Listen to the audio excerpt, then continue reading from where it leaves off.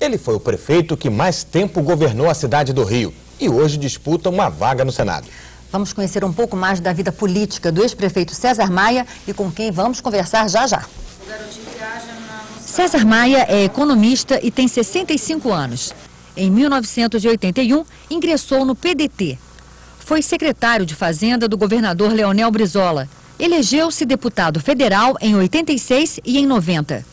Em 92, venceu pela primeira vez as eleições para prefeito do Rio pelo PFL. Conseguiu fazer o sucessor, Luiz Paulo Conde, e voltou em 2000, derrotando o próprio Conde no segundo turno. 4 anos depois, na quarta vitória consecutiva, derrotou Conde no primeiro turno. Ninguém governou o Rio por tanto tempo, 101 meses. Candidato César Maia, seja bem-vindo ao Repórter Rio. Boa tarde também para os jornalistas Aziz e Inês Marçal. Boa tarde. Candidato, boa tarde, bem-vindo. E a nossa primeira pergunta é em relação à imagem do Senado. O que o senhor pretende fazer, se eleito, para mudar essa imagem tão desgastada por denúncias de corrupção e privilégios? Olha, primeiro agradecer à TV Brasil, abrindo democraticamente esses espaços para que todos os candidatos possam aqui se pronunciar, colocar as suas ideias. Essa pergunta é importante, porque os senadores têm 3 funções na Constituição. A primeira é a representação suprapartidária da federação, dos seus estados, municípios. A segunda está no artigo 52, que é a sua representação do país, nomeação dos ministros do Supremo Tribunal, dos diretores do Banco Central, dos embaixadores do Brasil, aprovação de tratados internacionais.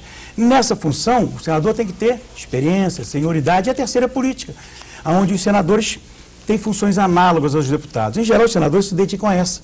Eu tenho conversado sobre a liderança do governador Aécio Neves com candidatos democratas no sentido de que respeito à Constituição, do Brasil todo, para que se forme dentro do Senado uma frente democrática, para que recupere para o Senado as suas atribuições e não deixe o Senado nesse marasmo dessas questiúnculas que ocuparam o noticiário da imprensa, infelizmente, esses últimos 3 anos. Fala em imagem, prefeito, queria saber a sua opinião sobre a ficha limpa. A ficha limpa tem dado muito o que falar e a impressão que se tem, sim, só acho que ela prejudica mais quem já teve cargo no Executivo, porque tende a ficar mais exposto à fiscalização, enfim, a denúncias. Qual é a sua opinião sobre isso? Eu acho que não prejudica ninguém, só prejudica quem deve.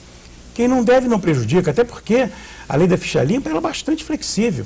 Fala de órgãos colegiados, define que tipo de delito é delito não político, porque se a pessoa cometeu algum tipo de avanço em relação às suas declarações, está excluída da ficha limpa, portanto, e é aí que os políticos entram. Portanto, eu acho que era uma necessidade desde há muito tempo. Enfim, agora aprovada pelo Congresso Nacional por indução, por pressão da sociedade, que é muito importante.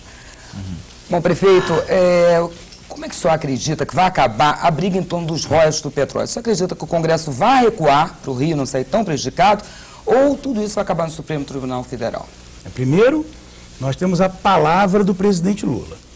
Deu a palavra não apenas ao governador, mas também aos outros partidos de oposição também, que depois das eleições ele vai vetar essa parte da partilha. Em seguida, o Congresso vai discutir. Claro, os direitos adquiridos do Estado do Rio de Janeiro, tenho certeza que vão ser mantidos. A discussão vai se dar sobre o futuro.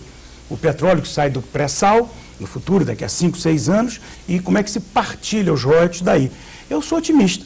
Acho que na hora que o presidente da República ele assumiu essa responsabilidade, gestora, coordenadora, isso vai ser feito ainda dentro do governo dele, tenho certeza que os partidos vão conciliar, vão entender que o que aconteceu foi um excesso e a nova legislatura fará a nova lei e a lei vai nos garantir nossos direitos e vai finalmente fazer uma distribuição nacional daquilo que é para o futuro. Você conseguiria reverter alguns votos aí, se isso volta para o Senado do seu partido, prefeito, que o DEM votou assim, majoritariamente pelo projeto do substitutivo, do Ibsen contra o Rio? Olha, Aziz, na Câmara de Deputados, por exemplo, o PT, 48 votaram contra o Rio, 41 do DEM. Então, essa questão de quem vota, vota em defesa do seu Estado. Na hora que apresentaram lá, irresponsavelmente, aquela partilha abusiva, o que faz os deputados do seu Estado, até porque estão em ano eleitoral, votam irresponsavelmente. Mas uma nova legislatura que renova 2/3 do Senado, eu tenho certeza que todos os partidos vão atuar de forma racional e com responsabilidade federativa, que é uma atribuição do Senado da República. Agora, um problema do Rio também na questão do petróleo, prefeito, é a dependência, né, da economia do petróleo. Claro que é bom ter petróleo, mas o senhor acha que é possível fazer alguma coisa no estado do Rio? O que é possível fazer para diminuir essa dependência? Olha, é um pouco de ficção essa dependência, né? Você tem uma dependência contábil, porque o petróleo extraído na bacia de Campos é um petróleo contabilizado como do Rio, mas na economia do Rio são só os multiplicadores do petróleo, afinal de contas, nós temos a Petrobras. O pré-sal vai ter também uma base no Rio de Janeiro, provavelmente, ali entre Itaguaí e Santa Cruz, onde tem um porto, onde tem o aeroporto. Isso aí vai dar para muitos anos. Eu acho que se esse é o nosso problema, nós estamos bem. Agora, tem uma série de intervenções muito fortes sendo realizadas no estado do Rio. Vou dar um exemplo. Agora, muitos projetos de economia são poluentes, né, prefeito? Esse do petróleo, da siderurgia. O senhor se preocupa com esse risco ambiental, desse modelo de desenvolvimento? Olha, quando eu fui prefeito, eu tive que dar aprovação ambiental, junto com o governo do estado, para o projeto da Thyssen, CSA, ali em Santa Cruz. E foi feito com todos os cuidados. Também com interveniência federal, as exigências que foram feitas, nenhum problema. Esse exemplo do Golfo do México, ele nos remete a exigências adicionais que começam a ser feitas. Agora mesmo nós tivemos um problema numa plataforma 33 da Petrobras na Bacia de Campos. Imediatamente o próprio governo federal se encarregou, a Agência Nacional de Petróleo, de interromper o funcionamento da plataforma. Acho que não. Nós temos investimentos importantíssimos no estado do Rio. Só ali, no Porto de Itaguaí e Santa Cruz, são 38 bilhões de reais de investimento. Nós temos a refinaria, a nova refinaria da Petrobras em Itaboraí, que vai ter um impacto enorme em toda aquela região.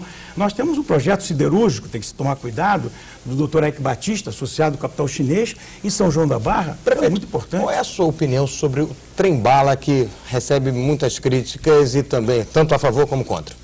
Olha, eu sou absolutamente a favor. Até porque o impacto no sul fluminense vai ser extraordinariamente positivo. Uma das estações do trem-bala vai ficar ali, naqueles municípios, Porto Real, Volta Redonda, um desses municípios. Mas com dinheiro público ou privado?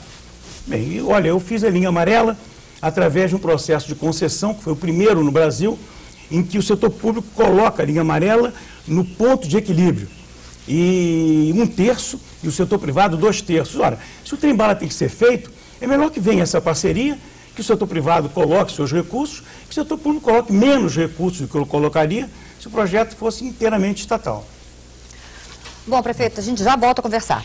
Vamos agora para um rápido intervalo e voltamos para a segunda parte da entrevista com o candidato ao Senado, César Maia. Vamos conversar sobre as reformas da Previdência, tributária e política e também sobre temas polêmicos, como união civil entre pessoas do mesmo sexo, aborto e eutanásia.